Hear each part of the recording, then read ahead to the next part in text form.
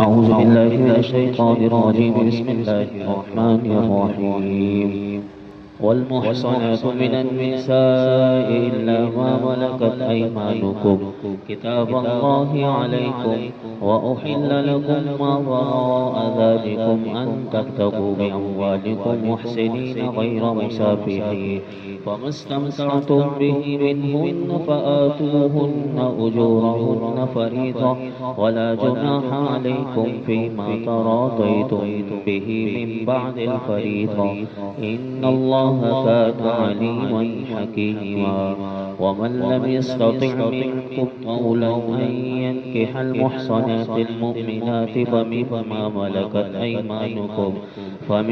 ملكت أيمانكم من فتياتكم المؤمنات، والله أعلم بإيمانكم بعضكم من بعض، فانكحوهن بإذن أهلهن وآتوهن أجورهن بالمعروف محصنات غير مسافحات ولا متخذات أخدان، فإذا أحصن فإن أتين بفاحشة فعليهن نصف ما على المحصنات من العذاب، ذلك لمن خشي العنة منكم، وأن تصبروا خير لكم، والله غفور رحيم. يريد الله ليبين لكم ويهديكم سنن الذين من قبلكم ويتوب عليكم، والله عليم حكيم.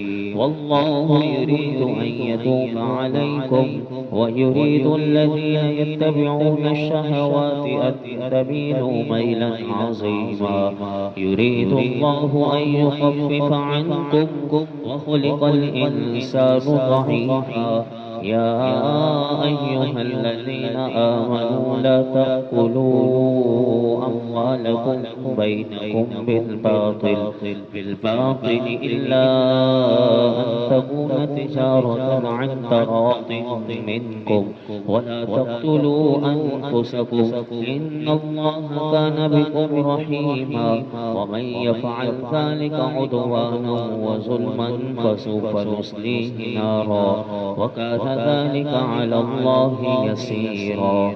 إن تجتنبوا كبائر ما تنهون عنه نكفر عنكم سيئاتكم وندخلكم مدخلا كريما.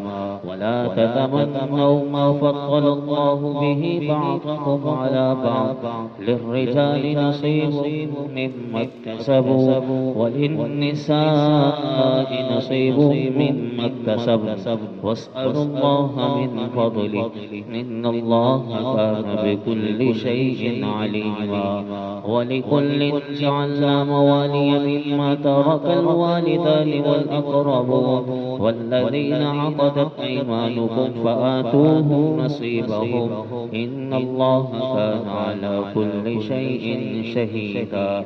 الرجال قوامون على النساء بما فضل الله بعضهم على بعض وبما أنفقوا من أموالهم، فالصالحات قانتات حافظات للغيب بما حفظ الله. واللاتي تخافون نشوزهن فعظوهن واهجروهن في المضاجع واضربوهن، فإن أطعنكم فلا تبغوا عليهن سبيلا إن الله كان عليا كبيرا. وإن خفتم شقاق بينهما فابعثوا حكما من أهله وحكما من أهلها إن يريدا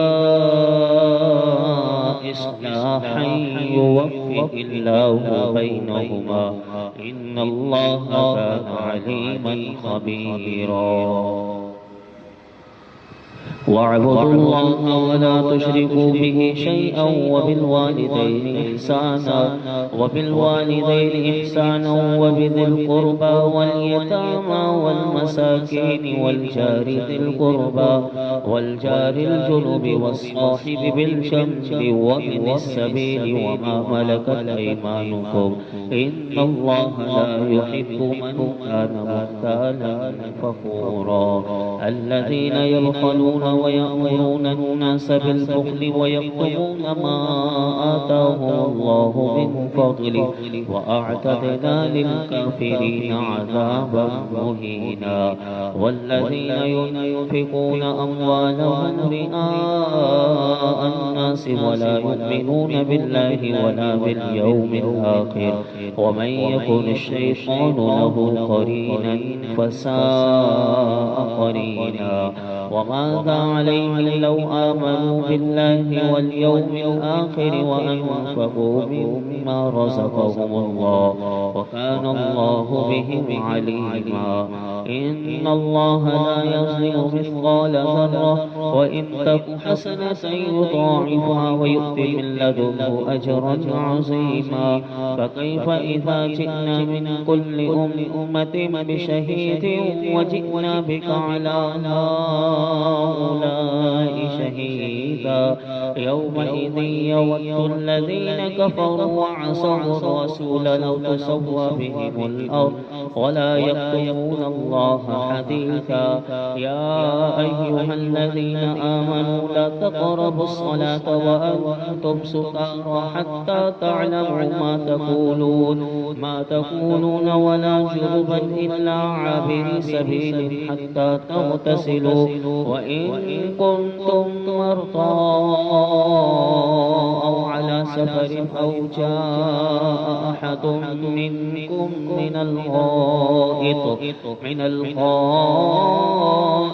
أو لامستم النساء فلم تجدوا ماء فتيمموا صعيدا طيبا فامسحوا بوجوهكم وأيديكم إن الله كان عفوا غفورا ألم تر إلى الذين أوتوا نصيبا من الكتاب يشترون الضلالة ويريدون أن تضلوا السبيل والله أعلم بأعدائكم وكفى بالله وليا وكفى بالله نصيرا من الذين هادوا يحرفون الكلم عن مواضعه ويقولون سمعنا وعصينا واسمع غير مسمع وراعنا ليا بألسنتهم وطعنا في الدين ولو أنهم قالوا سمعنا وأطعنا واسمع وانظرنا لكان خيرا لهم وأقوم ولكن لعنهم الله بكفرهم فلا يؤمنون إلا قليلا يا أيها الذين أوتوا الكتاب آمنوا بما نزلنا مصدقا لما معكم من قبل أن نطمس وجوها فنردها على أدبارها أو نلعنهم كما لعنا أصحاب السبت وكان أمر الله مفعولا إن الله لا يغفر أن يشرك به ويغفر ما دون ذلك لمن يشاء ومن يشرك بالله فقد افترى إثما عظيما ألم تر إلى الذين يزكون أنفسهم بل الله يزكي من يشاء ولا يظلمون فتيلا انظر كيف يفترون على الله الكذب وكفى به إثما مبينا ألم تر إلى الذين أوتوا نصيبا من الكتاب يؤمنون بالجبت والطاغوت ويقولون للذين كفروا هؤلاء أهدى من الذين آمنوا سبيلا. أولئك الذين لعنهم الله، ومن يلعن الله فلن تجد له نصيرا.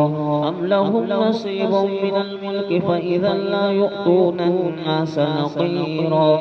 أم يحسدون الناس على ما آتاهم الله من فضله، فقد آتينا آل إبراهيم الكتاب والحكمة وآتيناهم ملكا عظيما. فمنهم من آمن به ومنهم من صد عنه، وكفى بجهنم سعيرا. إن الذين كفروا بآياتنا سوف نصليهم نارا، كلما نضجت جلودهم بدلناهم جلودا غيرها ليذوقوا العذاب. إن الله كان عزيزا حكيما. والذين آمنوا وعملوا الصالحات سندخلهم جنات تجري من تحتها الأنهار خالدين فيها أبدا. لهم فيها أزواج مطهرة وندخلهم ظلا ظليلا. إن الله يأمركم أن تؤدوا الأمانات إلى أهلها، وإذا حكمتم بين الناس أن تحكموا بالعدل. إن الله نعم يعظكم به، إن الله كان سميعا بصيرا. يا أيها الذين آمنوا أطيعوا الله وأطيعوا الرسول وأولي الأمر منكم، فإن تنازعتم في شيء فردوه إلى الله والرسول إن كنتم تؤمنون بالله واليوم الآخر، ذلك خير وأحسن تأويلا.